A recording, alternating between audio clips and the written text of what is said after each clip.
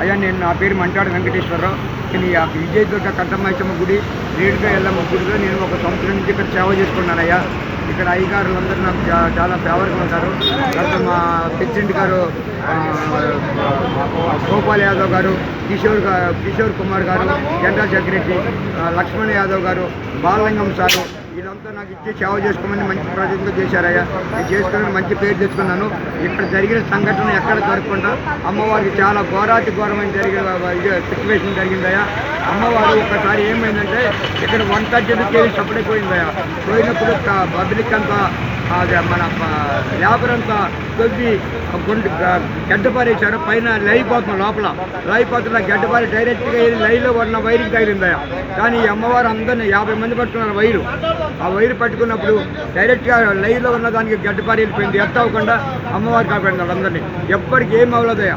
అందరూ సేఫ్గా ఉన్నారు. అందరినీ చేసేసింది అమ్మ. అప్పటి నుంచి ఈ చుట్టుపక్కల ఏరియా అంతా వచ్చి అమ్మవారిని మొక్కులు తెచ్చుకుని ఆమెకు మా కష్టతో కలిసి అందరు కష్టాలు తీర్చి అందరికి సేవ చేస్తుందయ్యా. అమ్మవారి రోజు బోనాల పండుగ కానీ, నవరాత్రులు కానీ, ఇంకా ఏమైనా కానీ బోనాల పండుగ అన్నీ ఏదైనా చేసుకుని మంచి ప్రయత్నం చేసి భక్తులంతా వచ్చి 50 సంఖ్యలో లక్షల సంఖ్యలో వచ్చి అమ్మవారి మొక్కులు తెచ్చుకుని వాడి కష్టాలు చెప్పుకుని అమ్మవారిని మేలుకొని చేసుకుంటారయ్యా. ఇది అమ్మవారు అందరిని కాపాడదు. కాబట్టి ఈ సిచ్యువేషన్ ఎవరు జరగకుండా మన హిందూ సంఘాలంతా ఏకమయ్యి ఈ పరిష్కారానికి సుప్రీంకోర్టు కానీ వెళ్ళిపోతాం. అందరూ ఏకమైతే సుప్రీంకోర్టు కానీ వెళ్ళి ఈ సమస్య పరిష్కారం చేసుకున్న దాకా నిద్రపట్టమయ్యా. నేను ఇక్కడే సేవ చేసుకుని ఎప్పుడు ఇక్కడే ఉంటాను 24 hours అయ్యా.